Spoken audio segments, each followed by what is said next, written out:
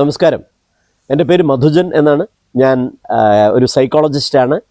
കരുണ സായി എന്ന ഒരു de addiction and mental health research സെൻറ്ററിൽ സൈക്കോളജിസ്റ്റായിട്ടാണ് ഞാൻ വർക്ക് ചെയ്യുന്നത്. കൊച്ചു കൊച്ചു കാര്യങ്ങൾ നമുക്ക് ഈ ചാനലിലൂടെ, മനഃശാസ്ത്ര സംബന്ധമായ കൊച്ചു കൊച്ചു കാര്യങ്ങൾ നമുക്ക് ഈ ചാനലിലൂടെ നമുക്ക് സംവദിക്കാമെന്ന് വിചാരിക്കുന്നു. ഈ കുട്ടികളുടെ ദുശ്ശീലങ്ങൾ മാതാപിതാക്കൾക്ക് എങ്ങനെ കണ്ടെത്താമെന്നുള്ളതാണ് നമ്മുടെ ഇന്നത്തെ വിഷയം എന്ന് പറയുന്നത്. അപ്പോൾ അങ്ങനെ വരുമ്പോഴത്തേക്ക് അതിനകത്ത് ഏറ്റവും പ്രധാനപ്പെട്ട കാര്യം, നമ്മൾ ഈ ദുശ്ശീലങ്ങൾ എന്ന് പറയുമ്പോൾ സത്ശീലങ്ങൾ എന്ന് പറയുന്ന വേറൊരു വശം കൂടെ അതിനകത്തുണ്ടല്ലോ. ഈ വാസ്തവത്തിൽ ഈ സത്ശീലങ്ങൾ ദുശ്ശീലങ്ങൾ എന്ന് നമ്മൾ പഴയ കാലഘട്ടത്തിലാണ് അങ്ങനെ രണ്ടായിട്ട് നമ്മൾ തിരിച്ചിരുന്നത്. കാരണം കുട്ടികളെ കൂടുതൽ നഖം കടിക്കുന്ന ഒരു ശീലമുണ്ടാകാതിരിക്കുക, അല്ല ഒരു കൈ കഴുകുക എന്നൊക്കെ പറഞ്ഞ കുറേ കാര്യങ്ങൾ, ഞാനത് പറയേണ്ട ആവശ്യമൊന്നുമില്ല, എല്ലാവർക്കും അറിയാവുന്ന ഒരു കാര്യമാണ്.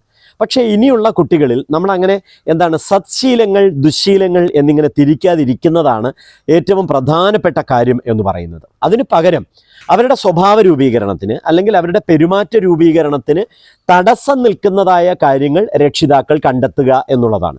ഇപ്പോൾ ഒരു ഉദാഹരണം പറഞ്ഞു കഴിഞ്ഞാൽ, അവർ ഇപ്പോൾ കുളിക്കാൻ കയറുന്നു, ബാത്റൂമിൽ ഒരുപാട് സമയം അവർ ചെലവഴിക്കുന്നുവോ, എവിടെയെങ്കിലും തൊട്ടു പിന്നെയും അവർക്ക് കൈ കഴുകാൻ തോന്നുന്നുവോ, അതുപോലെ തന്നെ എഴുതുന്ന സമയത്ത് അക്ഷരങ്ങൾ മാറിപ്പോകുന്നുവോ, സി എഴുതുമ്പോൾ ബ്രാക്കറ്റായി പോകുന്നുവോ, ഡി എഴുതുമ്പോൾ ബി ആയി പോകുന്നുവോ, എങ്ങനെയുള്ള ചില കാര്യങ്ങളാണ് രക്ഷിതാക്കൾ ശരിക്കും ശ്രദ്ധിക്കേണ്ട കാര്യങ്ങൾ എന്ന് പറയുന്നത്. കാരണം അവരെ പുതിയ കാലത്തിലേക്ക് അവരെ നയിച്ചു കൊണ്ടുപോകാൻ അവരുടെ വിദ്യാഭ്യാസം, അവരുടെ പെരുമാറ്റം ഒക്കെയാണ് നമ്മൾ ഏറ്റവും കൂടുതൽ ശ്രദ്ധിക്കേണ്ടിയിരുന്നത്.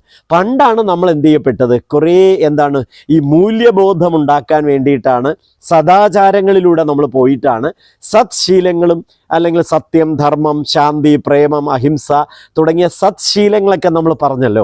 അപ്പോൾ അങ്ങനെയൊക്കെ നമ്മൾ പറയുമായിരുന്നു. പക്ഷേ ഇന്ന് കുട്ടികൾക്ക് ശരിക്കും അവർ വളരെ ജെനുവിനാണ്. അവർക്ക് ആരെയാണ് ബഹുമാനിക്കേണ്ടതെന്നും കണ്ടന്റ് ആരിലുണ്ട് എന്നും എല്ലാം കുട്ടികൾക്ക് വളരെ നന്നായിട്ട് തിരിച്ചറിയാം. അതുകൊണ്ട് തന്നെ അവരെ അങ്ങനെ നമ്മൾ ഇന്ന് എന്ത് ചെയ്യേണ്ട ആവശ്യമൊന്നുമില്ല, പഠിപ്പിച്ചെടുക്കേണ്ടതായ ആവശ്യകത ഒന്നുമില്ല എന്നാണ് ഒരു സൈക്കോളജിസ്റ്റ് എന്ന രീതിയിൽ എനിക്ക് പറയാനുള്ള ഏറ്റവും പ്രധാനപ്പെട്ട കാര്യം എന്ന് പറയുന്നത്. അപ്പോൾ ഒരിക്കൽ കൂടെ പറയട്ടെ, നമ്മൾ ഈ ശീലങ്ങൾ എന്ന് പറയുന്നതിനേക്കാളുപരി കുട്ടികളുടെ ജീവിതത്തിന് തടസ്സം നിൽക്കുന്നതായ കുറേ കാര്യങ്ങളുണ്ട്.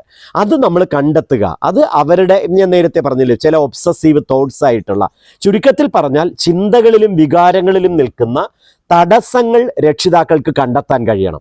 ആ തടസ്സങ്ങൾ നമുക്ക് മാറ്റിക്കൊടുക്കാൻ കഴിഞ്ഞാൽ അവർ വളരെ ട്രാൻസ്പെറൻ്റ് ആയിട്ടുള്ള അല്ലെങ്കിൽ വളരെ സുതാര്യമായ പാതയിലൂടെ അവർ സഞ്ചരിക്കും എന്നുള്ളതിന് യാതൊരു സംശയവുമില്ല. അതുകൊണ്ട് ശീലങ്ങളുടെയും അല്ലെങ്കിൽ സത്ശീലങ്ങളുടെയും ദുശീലങ്ങളുടെയും നമ്മുടെ ഈ വ്യാഖ്യാനങ്ങൾ തന്നെ മാറുകയാണ്.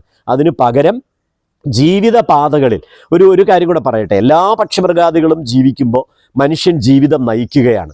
ദേ live but we lead the life എന്നാണല്ലോ നമ്മൾ പറയുന്നത്. അപ്പോൾ എങ്ങോട്ട് നയിക്കുന്നു എന്ന് പറയുന്നത് അതാണ് അതിൻ്റെ ലക്ഷ്യബോധം.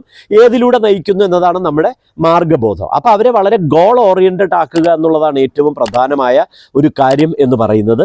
അതിന് വേണ്ടതായ ബാരിക്കേഡുകൾ, അതിന് വേണ്ടതായ ഫെൻസിങ്ങൾ മാറ്റിക്കൊടുത്താൽ അവർ കൃത്യമായ മാർഗത്തിലൂടെ കൃത്യമായ ലക്ഷ്യത്തിലേക്ക് അവരെത്തിച്ചേരും എന്നുള്ളതിൽ യാതൊരു സംശയവുമില്ല. ആ കൃത്യമായ മാർഗത്തെയും ആ കൃത്യമായ ലക്ഷ്യത്തെയും നമുക്ക് വേണമെങ്കിൽ എന്തെന്ന് വിളിക്കാം, ശീലങ്ങൾ എന്ന് വിളിക്കാം. അല്ലാതെ പഴയ കാലത്തെ ദുശീലങ്ങൾ എന്നൊക്കെ ഇന്ന് നമ്മൾ കുട്ടികളോട് പറഞ്ഞു കഴിഞ്ഞാൽ അതൊക്കെ അവർക്ക് ഒരു നീരസം ഉണ്ടാക്കുകയുള്ളൂ എന്ന് മാത്രം പറയട്ടെ.